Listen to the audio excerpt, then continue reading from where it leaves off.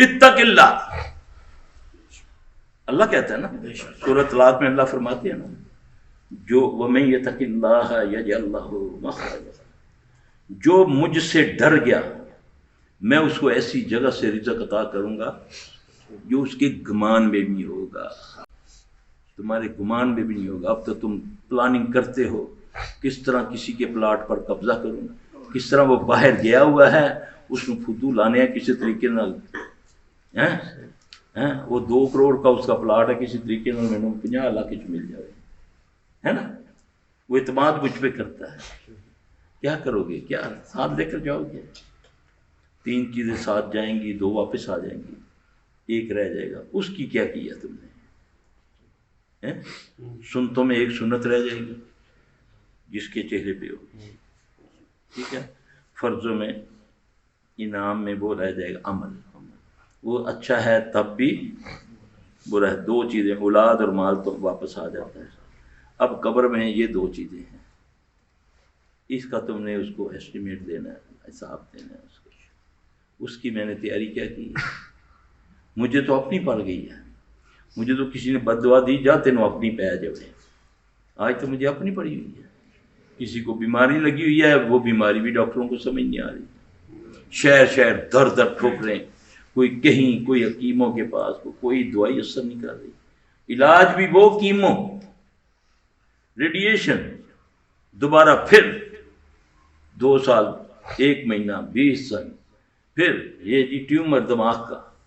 تو نبی صلی اللہ علیہ وسلم نے فرمایا ہاں ایک وقت آئے گا جب بے حیائی عام ہوگی، لوگ اس کو برا نہیں جانیں گے، اللہ ان میں ایسی بیماریاں ایسے روگ پھوڑ دے گا جو پہلوں میں نہیں تھے، یہ بے حیائی کی وجہ سے۔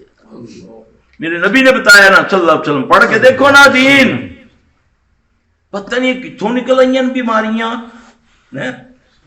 بتایا ہوا نا نبی صلی اللہ علیہ وسلم نے، جب بے حیائی عام ہو جائے گی۔ بے حیائی ہے کیا؟ بے حیائی کیا ہے؟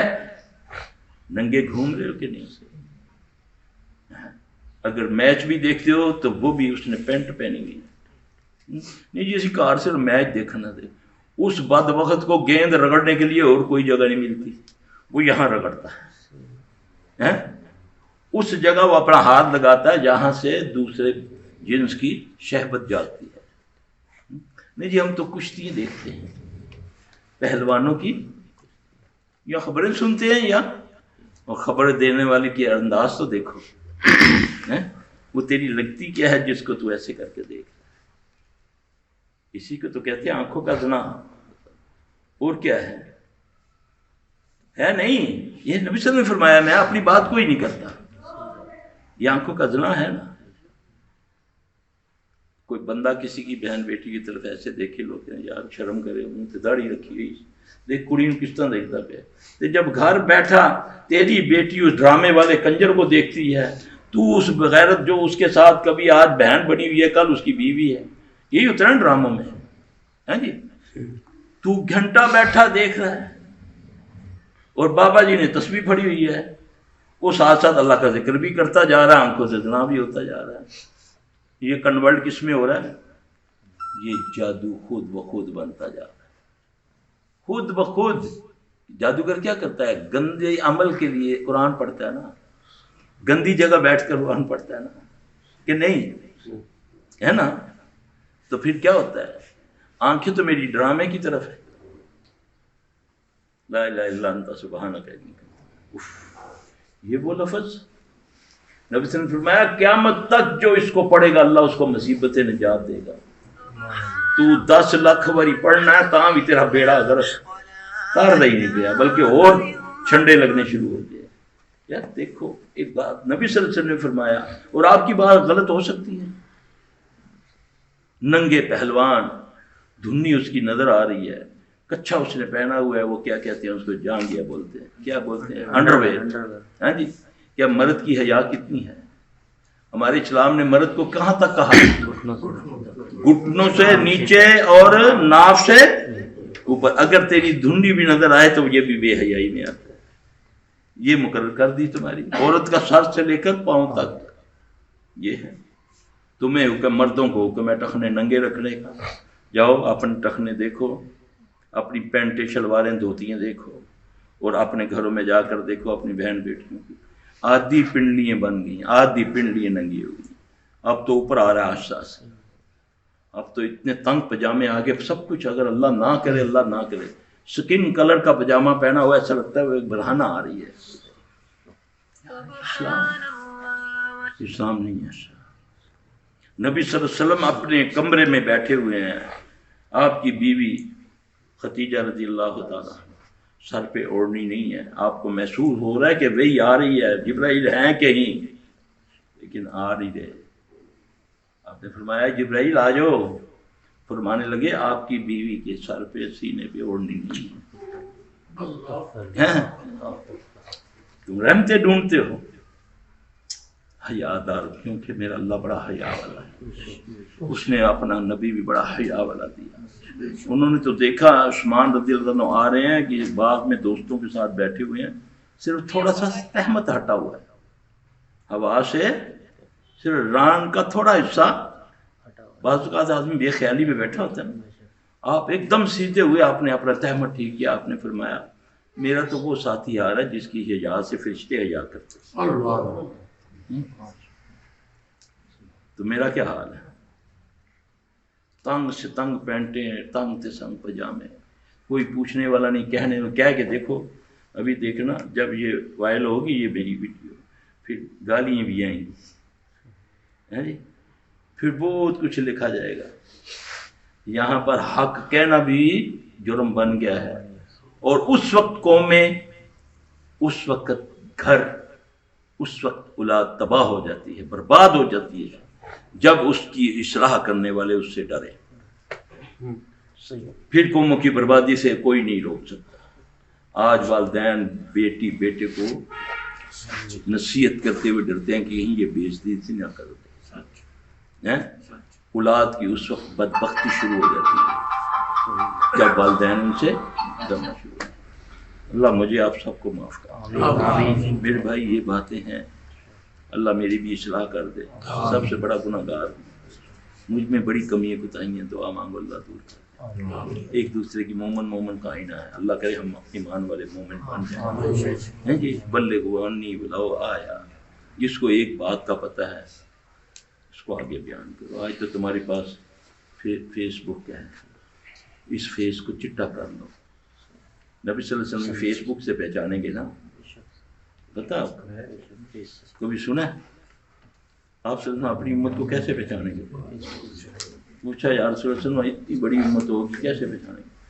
آپ نے فرمایا چہروں سے، اور سیدھے ہاتھ میں کتاب ہوگی جو وضو سے چمکتے ہوں گے، اور سیدھے ہاتھ میں کتاب ہوگی تو یہ میری امت کی نشانی ہوگی. فیس بک بنتا ہے نہیں، چہرہ ہو گیا نا فیس، تو بک ہو گئی.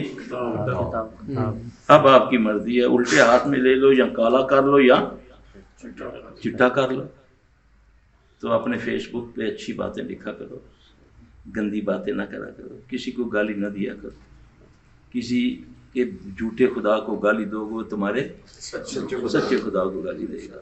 اچھی بات لکھو، پتہ نہیں ہزاروں لاکھوں دیکھیں گے، کسی کے دل پر اثر آ جائے. جب خیبر کی طرف بھیجنے لگے آپ صلی اللہ علیہ وسلم حضرت علی رضی اللہ تعالیٰ عنہ کو، تو آپ نے فرمایا علی جذباتی نہ ہونا، کوشش کرنا لوگوں کو دعوت دینا، لوگوں کو اچھے انداز سے دعوت دینا. تیرے لیے ایک ہی کافی ہے جنت کے لیے. کاش مجھے یہ بات سمجھ آ جائے، جو میں کم از کم مجھے 10 20 50 تو دیکھتے ہیں، میں اس میں اچھی بات لکھوں، کسی کے دل پر تو اثر کر دے گی، کسی کی زندگی تو بدل جائے گی یار. تو کیوں نہیں اپنے لیے آخرت کا توشہ کر دے؟ ہو سکتا ہے کہ اس کے اعمال تیرے نجات کا ذریعہ بن جائے. وہ دعا مانگے یار فلاں، ہوتا ہے نا ایسا، بات کہتے ہیں یار فلاں بندے نے تو بس اس کی بات سنی تھی میں نے. جی مجھے توصیف الرحمان کہتے ایک پین دیا مجھے گفٹ میں، مجھے کہتے صرف صاحب یہ رکھیں ادھر سعودیہ میں مجھے، تو مجھے کہتے ہیں آپ کو یہ تحفہ میں بتاؤں یہ مجھے کس نے دیا. یہ پاکستان میں ایک چمٹا بجاتا ہوتا تھا، عالم نوار، ہاں عالم نوار، کہتا ہے اس کے پوتے نے نا مجھے گفٹ دیا. ادھر انگلینڈ. کہتا ہے میں نا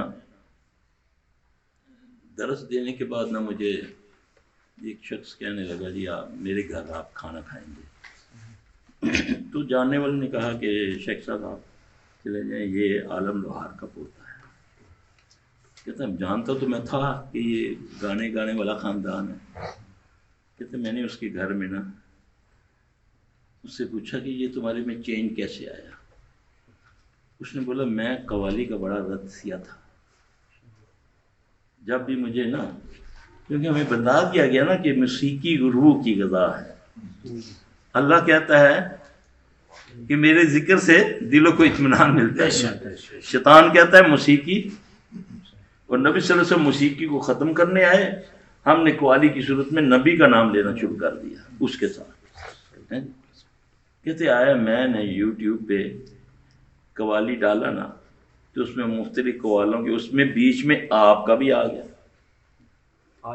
میں کیا ذرا یہ کیڑا مولوی ہے، یہ قوالی کیڑی گا سی، یہ کون سی قوالی گائے گا. کہ میں نے بولا چل آج اس مولوی کی قوالی سننے. آپ نے اس پر قوالی پر درس دیا. کہتا میں سنتا گیا، میری چینج ہوتی گئی. ہدایت کس کے پاس ہے؟ انکا لا تہدی من احببت ولکن اللہ یہدی من یشاء. اے نبی صلی اللہ علیہ وسلم آپ کے پاس ہدایت نہیں، ہدایت میرے پاس ہے. جس کو میں چاہوں ہدایت، ہاں مگر جو چاہے گا.